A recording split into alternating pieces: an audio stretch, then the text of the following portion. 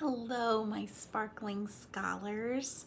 I am so happy to be able to share with you today one of my favorite books by an author that believes that one book, when shared with each other, helps connect us together.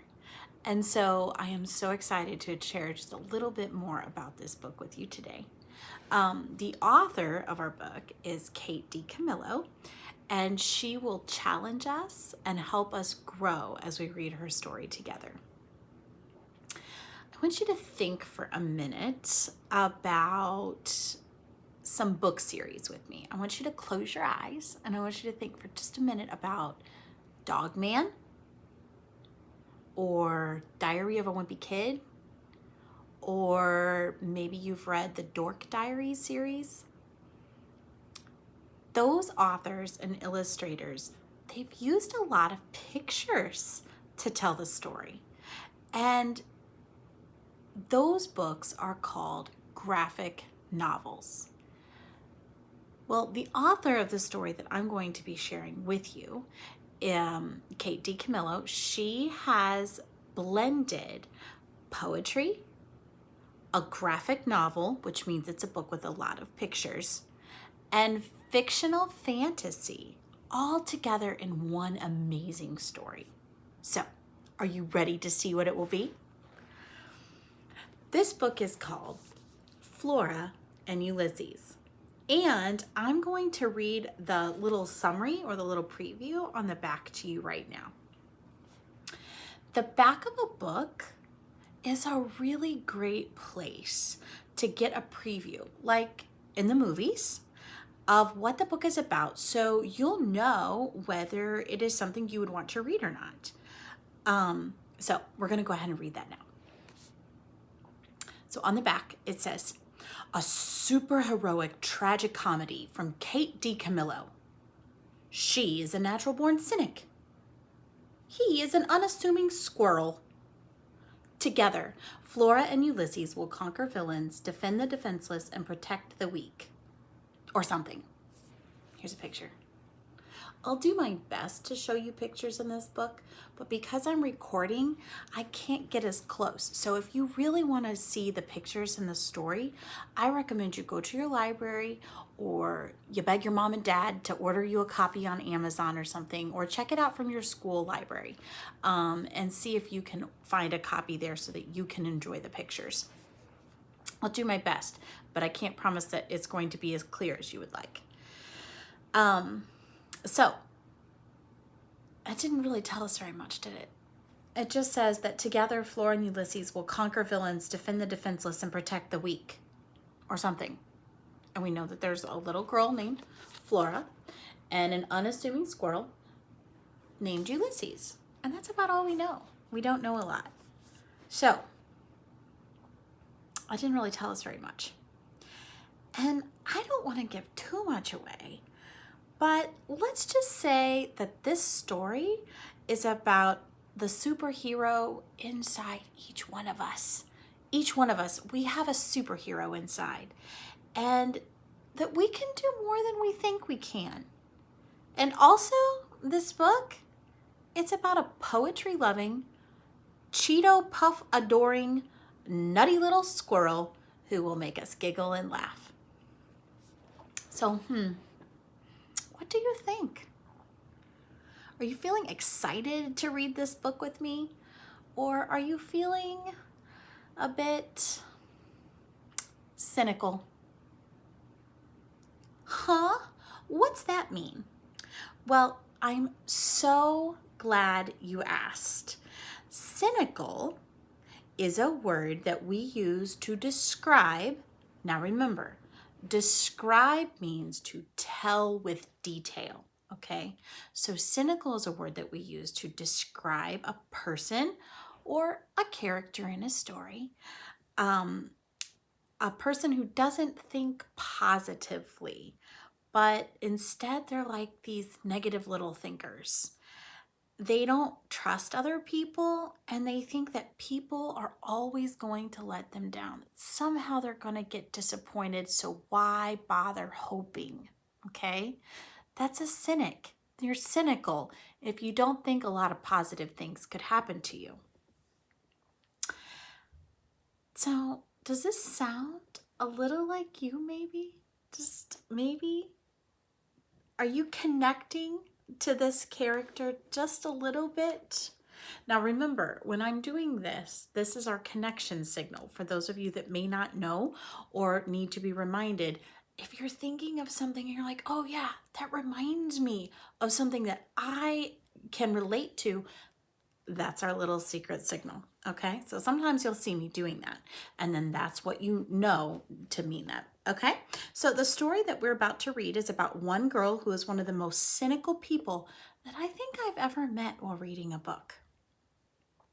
So, hold on one second. Let me scroll down. So, we're about to begin.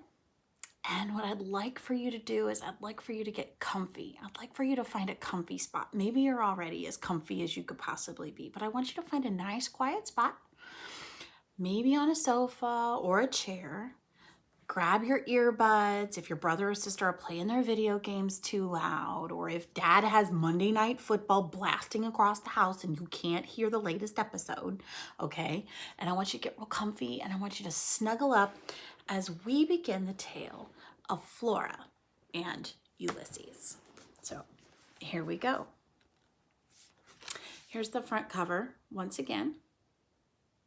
It's a medal winner, which means that it's won an award for something pretty important, okay? So it means it's a really good book.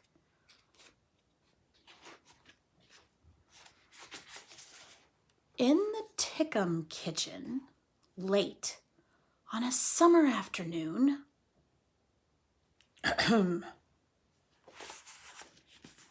close attention.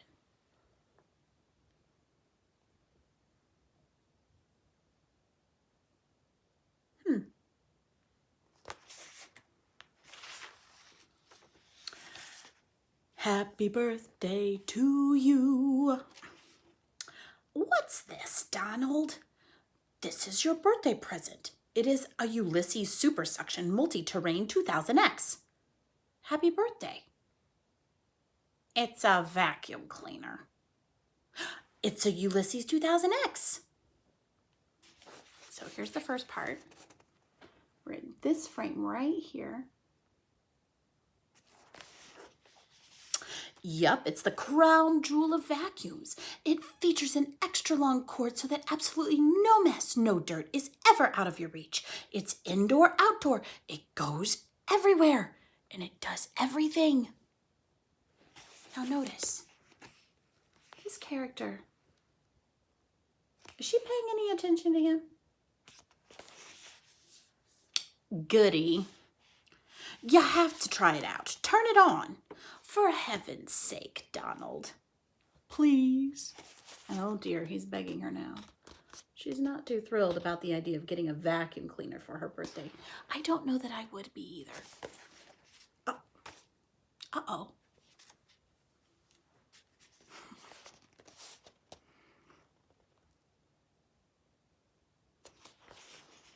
Whoa. Hey now. Oh no. Look what it snatched up.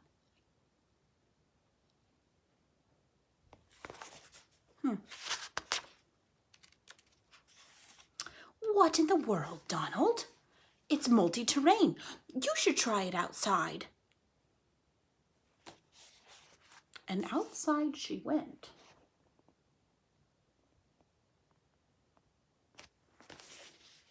And that's how it all began. With a vacuum cleaner. Really? Chapter 1. A natural-born cynic. Flora Bell Buckman was in her room at her desk. She was very busy. She was doing two things at once. She was ignoring her mother, and she was also reading a comic book titled The Illuminated Adventures of the Amazing Incandesto. Flora, her mother shouted, what are you doing up there? I'm reading, Flora shouted back. Remember the contract, her mother shouted. Do not forget the contract.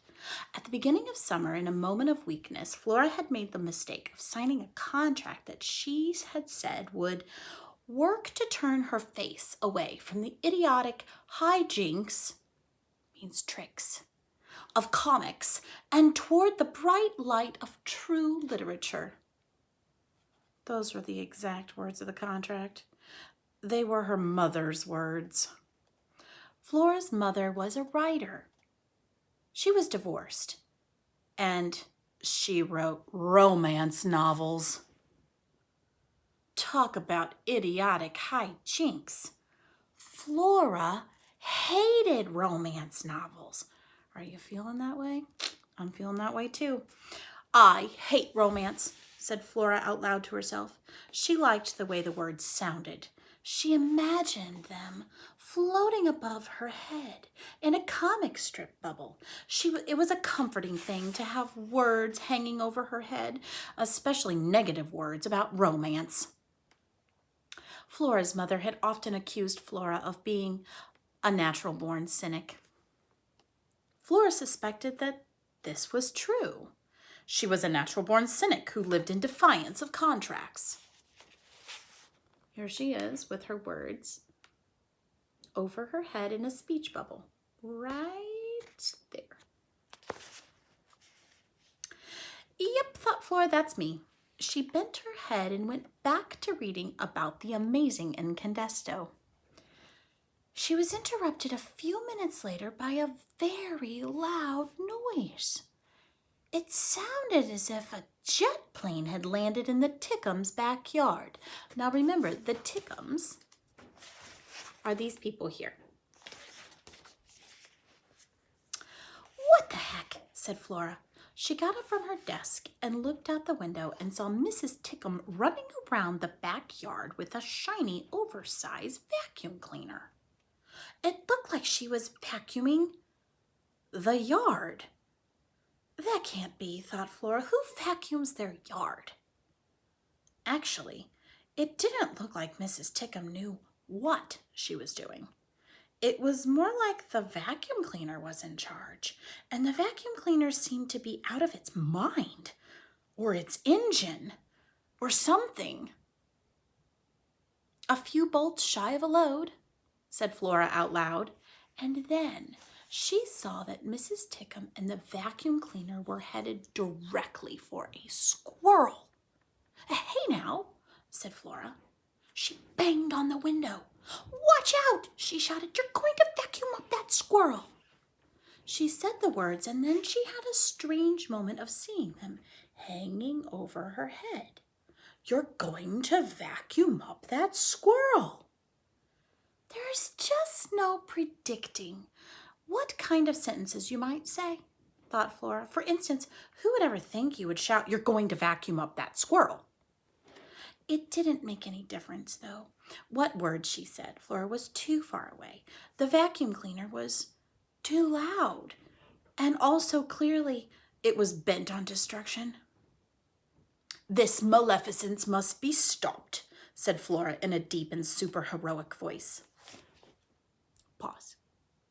Maleficence. That's a really big word. If you've seen the movie Maleficent, it means like a type of evil, okay? This maleficence must be stopped was what the unassuming janitor, Alfred T. Slipper, always said before he was transformed into the amazing incandesto and became a towering, crime-fighting pillar of light. Unfortunately, Alfred T. Slipper wasn't present. Where was Incandesto when you needed him? Not that Flora really believed in superheroes. Do you believe in superheroes? But still. She stood at the window and watched as the squirrel was vacuumed up. Poof! Thwomp!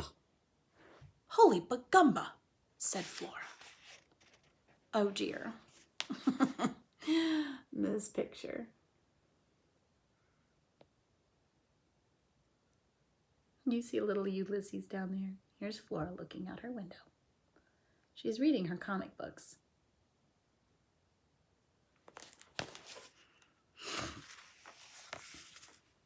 Chapter 2. The Mind of a Squirrel.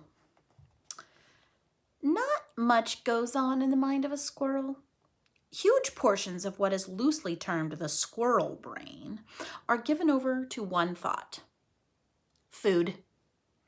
The average squirrel cognition, that means thinking power, goes something like this: I wonder what there is to eat.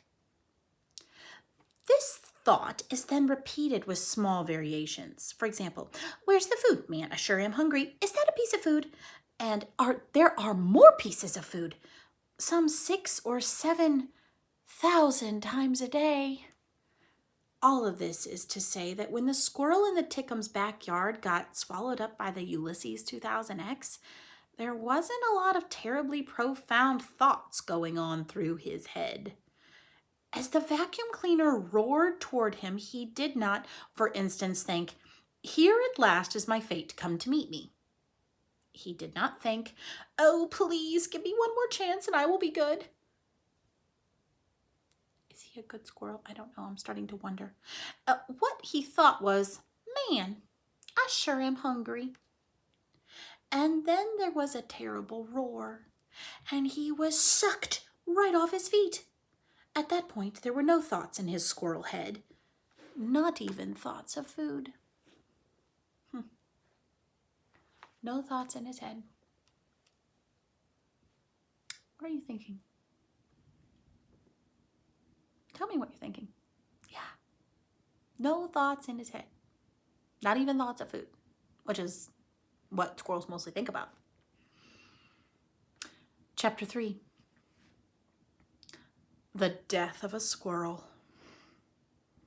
I know, I've got some friends that are like, Miss Burnett, you're always reading us sad stories. Hang on, I know who you are. Stay with me. Chapter 3, The Death of a Squirrel. Seemingly, swallowing a squirrel was a bit much even for the powerful indoor-outdoor Ulysses 2000X. Mrs. Tickums' birthday machine let out an uncertain roar and stuttered to a stop. Mrs. Tickum bent over and looked down at the vacuum cleaner. There was a tail sticking out of it. For heaven's sake, said Mrs. Tickum, what next? She dropped to her knees and gave the tail a tentative tug. She stood. She looked around the yard. Help, she said. I think I've killed a squirrel.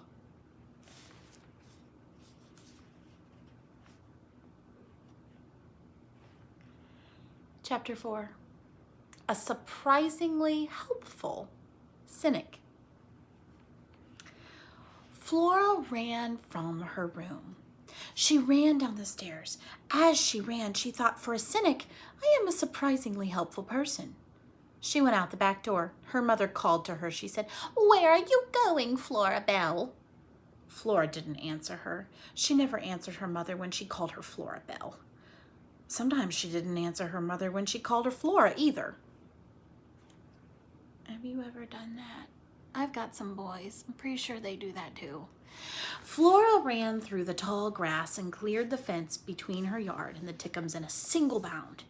Move out of the way, said Flora. She gave Mrs. Tickum a shove and grabbed hold of the vacuum cleaner. It was heavy. She picked it up and shook it. Nothing happened. She shook harder. The squirrel dropped out of the vacuum cleaner and landed with a plop on the grass. He didn't look that great. He was missing a lot of fur. Vacuumed off, Flora assumed. His eyelids fluttered. His chest rose and fell and rose again. And then it stopped moving altogether. Flora knelt. She put a finger on the squirrel's chest. Okay, so here we go. We have a picture to look at before we can turn the page. So this is 2D Tickum, okay? Here's the Ulysses 2000X.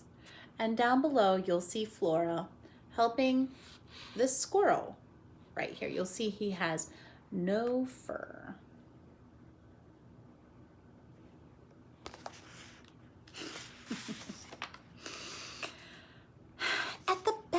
each issue of The Illuminated Adventures of the Amazing Incandesto, there was a series of bonus comic strips.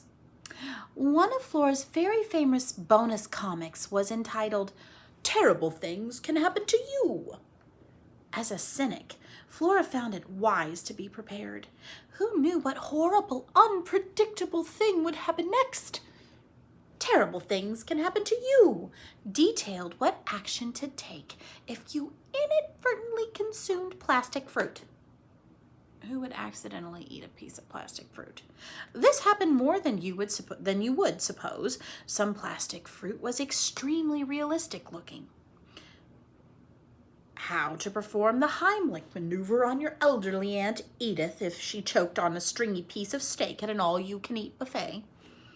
Or what to do if you were wearing a striped shirt and a swarm of locusts descended. Run. Locusts eat stripes. And of course, how to administer everyone's favorite life-saving technique. CPR. Terrible things can happen to you did not, however, detail exactly how someone was supposed to give CPR to a squirrel. I'll figure it out, said Flora.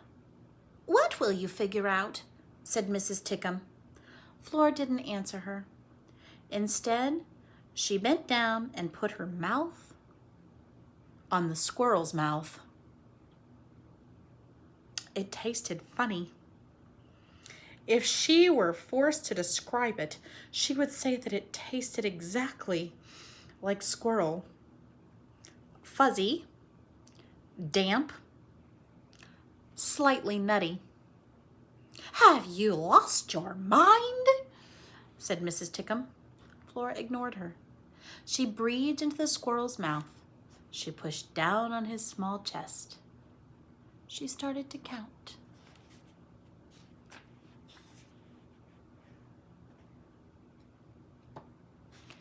Chapter 5. This will probably be the last chapter for this episode today because I don't want to take you too long. The squirrel obliges. Oh, that's a big word. Oblige. Oblige means to happily do something. Something strange had happened to the squirrel's brain. Things had gone blank, then black, and then into this black blankness, there came a light so beautiful, so bright, that the squirrel had to turn away. A voice spoke to him. What's that? Said the squirrel. The light shone brighter. The voice spoke again. Okay, said the squirrel, you bet. He wasn't sure what exactly he was agreeing to, but it didn't matter. He was just so happy. He was floating on a great lake of light, and the voice was singing to him. Oh, it was wonderful. It was the best thing ever. And then there was a loud noise. The squirrel heard another voice. The voice was counting. The light receded. Breathe, the new voice shouted. The squirrel obliged. He took a deep, shuddering breath, and then another, and another. The squirrel returned. So, tomorrow, we're going to talk a little bit more about a seizure. You might want to look that up before we start reading. And we've talked about the mind of a squirrel, and then we're going to talk about the soul of a squirrel and learn about some helpful information. So that's a little preview of our episode. Hopefully I'll get it posted tomorrow for you. I hope you guys have a wonderful, wonderful afternoon, and I will talk to you soon. See you later.